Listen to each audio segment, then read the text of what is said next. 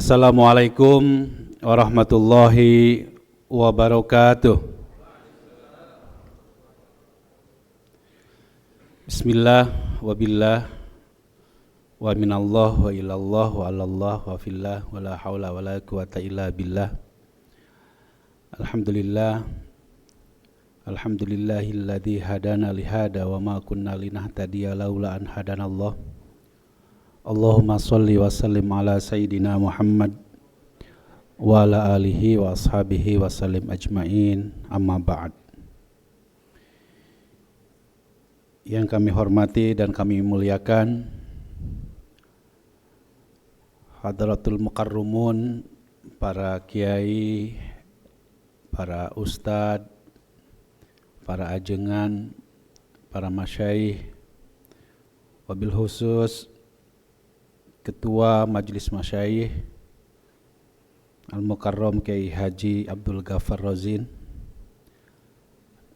beserta seluruh anggota Majelis Masyayikh yang mohon maaf tidak bisa saya sebutkan satu persatu. Yang saya hormati Direktur Pontren Kementerian Agama Republik Indonesia, Bapak Profesor Kiai Haji Waryono, beserta seluruh jajaran Kementerian Agama, para profesor, para guru besar, bapak-bapak, ibu-ibu, para asatid, para asatidah yang kami hormati dan kami muliakan. Pertama-tama marilah kita memanjatkan puja dan puji syukur kehadirat Allah Subhanahu wa Ta'ala yang atas irodah dan inayahnya, alhamdulillah pada siang hari ini kita dapat berkumpul, bermuajahah, bermuasalah, bersilaturahmi dalam rangka launching dari jaminan mutu pondok pesantren yang merupakan buah karya dari Majelis Masyayikh, dan mudah-mudahan dengan kegiatan ini semakin jelas implementasi dari pelaksanaan Undang-Undang Nomor 18 Tahun 2019 tentang pondok pesantren. Salawat dan salam mari kita limpahkan selalu kepada junjunan kita Habibana wa Nabiyana Muhammad Sallallahu alaihi wasallam, kepada para keluarganya, sahabatnya, para tabi'in hingga yaumil qiyamah. Para masyayikh, para ustadz, para kiai, hadirin yang berbahagia, saya senang mendapatkan undangan hari ini, Gus Gofur, karena sudah lama saya ingin bersilaturahmi dengan para majelis masyayikh. Karena secara khusus Komisi 8 yang membuat undang-undang tentang pesantren ini belum pernah kita melakukan silaturahmi dengan majelis masyayikh. Padahal tentu majelis masyayikh ini adalah ruhnya dari undang-undang pesantren. Sebagai tentu selain Kementerian Agama, dan memang sebaiknya yang paling di depan untuk dapat mengimplementasikan dari Undang-Undang Nomor 18 tentang pesantren ini adalah Majelis Masyayikh. Sekecil mungkin, kecuali karena tuntutan regulasi, Kementerian Agama tidak perlu terlalu intervensi terhadap apa yang menjadi kebijakan dari Majelis Masyayikh. Kenapa saya tegaskan seperti ini? Saya kebetulan, Bapak Ibu sekalian, di dalam penyusunan undang-undang pesantren ini ditugaskan sebagai salah satu wakil panja. Di dalam proses perdebatan undang-undang ini, dan tentu selama ini kami berkonsultasi secara intensif dengan Gus Rojin, pesantren tentu lahir dan tumbuh dari masyarakat, dan Indonesia ini ada salah satunya karena pesantren, dan pesantren ada justru jauh sebelum ada Indonesia. Karena itu watak kemandirian pesantren tentu harus tetap kita pertahankan. Karena itu maka otoritas dan kewenangan di dalam menjaga kualitas pesantren itu justru dikembalikan kepada pesantren itu sendiri melalui majelis masyayikh. Karena posisi sentral majelis masyayikh, maka menurut saya tentu kami sangat bergembira bisa bersilaturahmi dengan kiai-kiai hebat. Ya, saya sendiri Gus Rojin baru ketemu dengan majelis masyayikh itu di pesantren Manonjaya, Kiai Aziz, ya, putra guru kami Kiai Haji Khair Apandi di Tasikmalaya, dan saya sendiri memang dibesarkan dalam tradisi pesantren. Jadi tentu kami merasa bahwa tanggung jawab moral kami untuk bisa mengawal undang-undang pesantren ini dapat diimplementasikan dengan sebaik-baiknya, ya itu menjadi harapan kita semua. Nah, saya beberapa kali diskusi dan telepon terus sama Pak Profesor Ki Haji Waryono terkait dengan aturan turunan dari undang-undang pesantren ini. Saya bilang sama beliau, kita ini udah 4 tahun. 4 tahun ini ketika saya keliling, kebetulan saya jadi ketua Partai Golkar di Jawa Barat. Jadi agak sering keliling di Jawa Barat terutama karena saya orang pesantren, tentu komunitas saya orang pesantren. Selalu ditanya soal undang-undang pesantren. Tidak banyak yang orang mengetahui secara utuh dari undang-undang pesantren itu, Yai. Ya. Tidak banyak orang yang mengetahui secara utuh ruh dari semangat undang-undang pesantren. Yang mereka pahami, bahwa pesantren ini nanti akan dapat bantuan dari Pemda, dapat bantuan dari APBN dan lain-lain. Padahal sesungguhnya bukan hanya itu gitu. Padahal sesungguhnya adalah kata kunci rekognisi, kata kunci afirmasi. Nah, rekognisinya ini yang paling penting. Hingga saat ini Pak Kiai, ya, masih banyak kiai-kiai yang minta tolong sama saya untuk misalnya membuat izin operasional pendirian madrasah. Saya bilang enggak perlu kalau orang pesantren. Saya bilang kenapa Pak Kiai enggak nanya sama orang Kementerian Agama? Loh, orang Kementerian Agamanya yang kasih pesantrennya aja enggak ngerti. Betul Gus Gofur. Itu yang saya rasakan, Gus. Jadi misalnya masih ada Kang punten mohon dibantu izin operasional madrasah. Saya bilang enggak perlu, kalau sudah punya pesantren ya tinggal disesuaikan dengan yang ada gitu. Termasuk juga misalnya waktu saya silaturahmi ke Sukabumi, ada salah satu pesantren yang cukup terkenal dengan tradisi tarekat Qadiriyah Naksabandiyahnya, ingin mendirikan sekolah tinggi agama Islam. Saya bilang enggak perlu. Bikin aja Ma'had Ali dengan spesifikasi kepada tasawuf, dan itu dimungkinkan. Tapi saya enggak tahu apakah peraturan pemerintah atau peraturan turunan tentang pendirian Ma'had Ali ini sudah ada atau tidak sehingga dijadikan sebagai pedoman di dalam pelaksanaan undang-undang pesantren ini. Nah, jadi saya menangkap ekspektasi publik terhadap pelaksanaan undang-undang pesantren ini luar biasa. Di daerah pemilihan saya, Gus Gofur, ada perda tentang pondok pesantren tetapi membatalkan madrasah diniyah takmiliyah. Menurut saya ini orang nggak ngerti apa ya. Dibatalkan itu undang-undang madrasah takmiliyah yang sudah berlangsung cukup lama karena ingin menyesuaikan dengan undang-undang pesantren. Padahal rejim dari undang-undang pesantren dengan madrasah diniyah takmiliyah jelas berbeda gitu.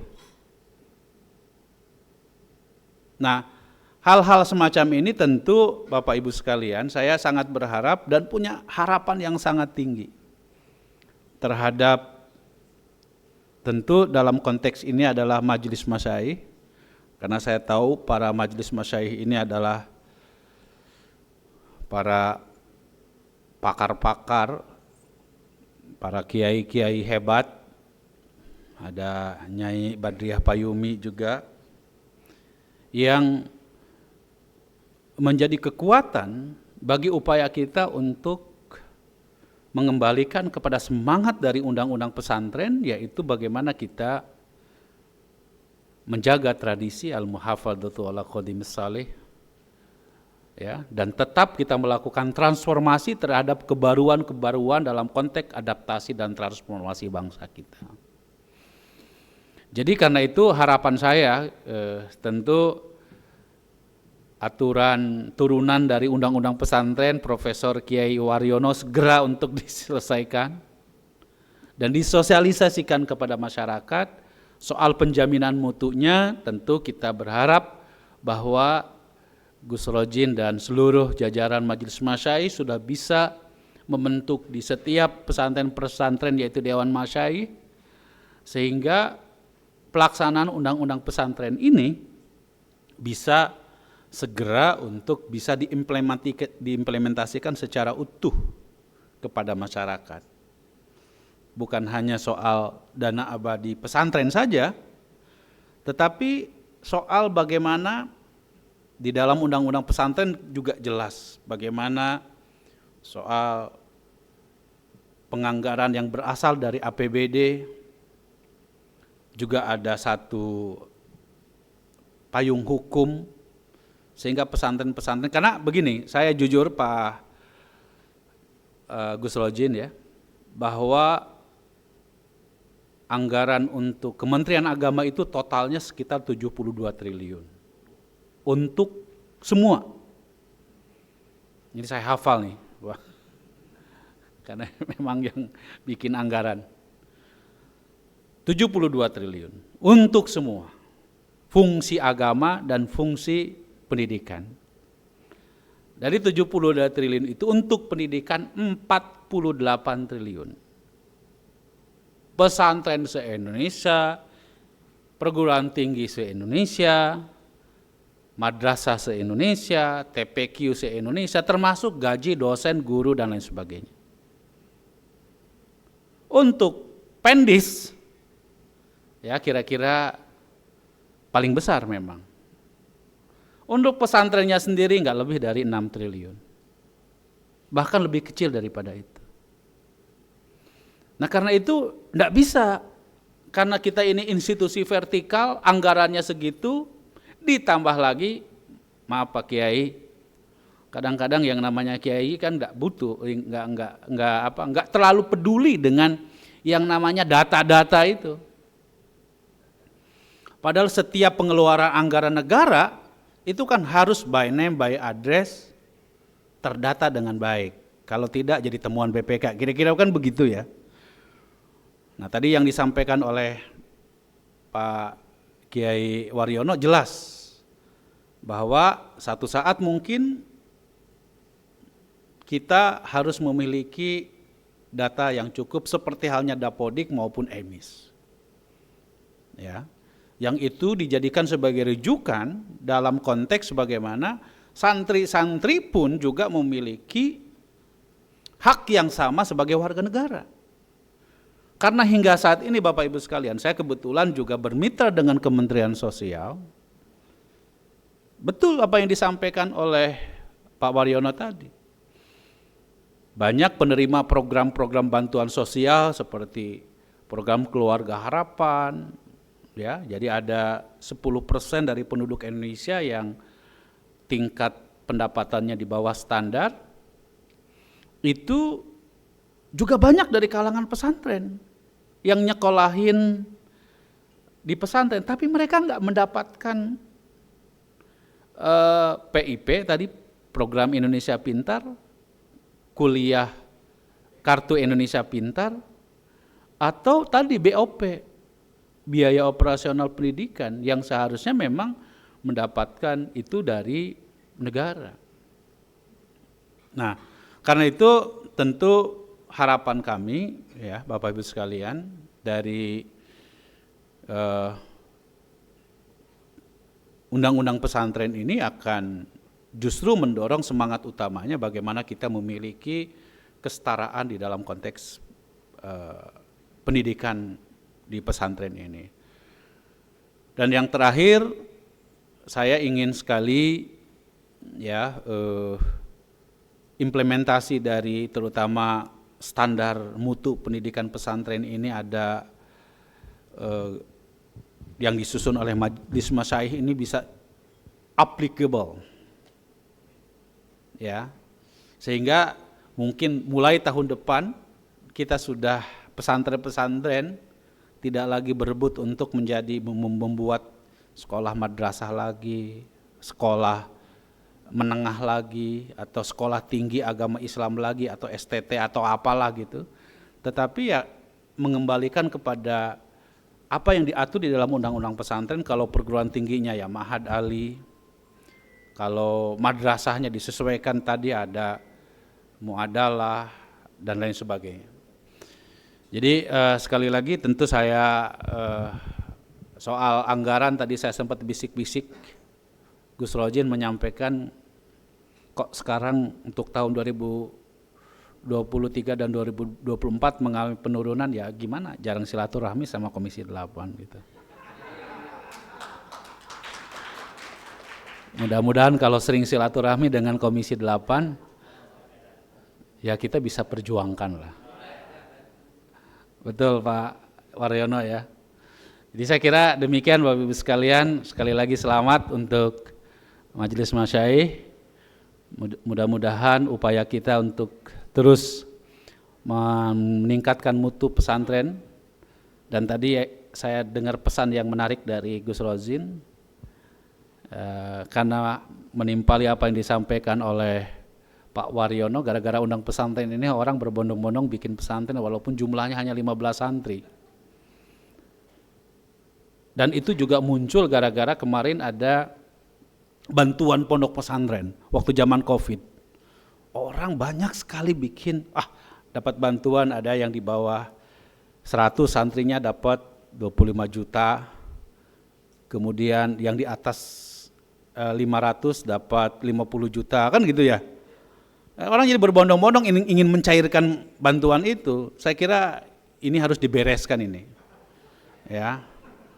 Dan saya mohon betul kepada Kementerian Agama juga untuk lebih selektif, karena sekarang ini banyak juga orang yang ngaku-ngaku bikin pesantren, padahal di dalamnya tidak menunjukkan semangat kesantriannya gitu, ya. Dan bahkan kita juga melihat beberapa kasus Pak Kiai, yaitu tadi mengatasnamakan pesantren tapi kelakuan tidak mencerminkan seorang santri, seorang kiai yang tafakuh fiddin. Dan itu Bapak Ibu sekalian, saya kira kita lebih fokus kepada pesantren existing yang sudah ada dan kita perkuat gitu pesantren yang sudah ada. Karena terus terang saja Pak Kiai, dulu waktu saya masih di pondok, saya kebetulan di pesantren Cipasung, diarahkan oleh ayah saya Al-Maghfurullah, beliau kalau ingin belajar alfiyah ke pesantren Batar Gebang, kalau ingin belajar fikih ke pesantren Cintawana, kalau ingin belajar tauhid ke pesantren Manunjaya, ingin belajar balaghah ma'ani bayan ke pesantren Gentur Cianjur. Ini seputar Jawa Barat saja. Nah, tradisi itu sekarang sudah mulai hilang. Kekhasan dari pesantren gitu ya, dengan mudah-mudahan gitu ya, dengan berbagai upaya yang dilakukan kita untuk menjaga tradisi dan kekhasan dari pesantren itu bisa kita jaga dengan undang-undang pesantren ini dan dapat diimplementasikan secara utuh dalam undang-undang pesantren yang sama-sama akan kita lihat bagaimana pelaksanaannya ke depan. Tentu harapan kami juga karena di sini ada LPDB, ya, kita harapkan LPDB juga memberikan alokasi yang cukup besar buat pesantren, ya, karena ya nanti mudah-mudahan tidak hanya menjadi bahan kampanye, kita harapkan sudah bisa dieksekusi oleh para santri-santri kita yang jauh lebih, menurut saya kemampuan numerikal kecerdasannya lebih hebat daripada yang lain. Terima kasih. Wallahul muwaffiq ila aqwamit thoriq, wabillahi taufiq wal hidayah. Assalamualaikum warahmatullahi wabarakatuh.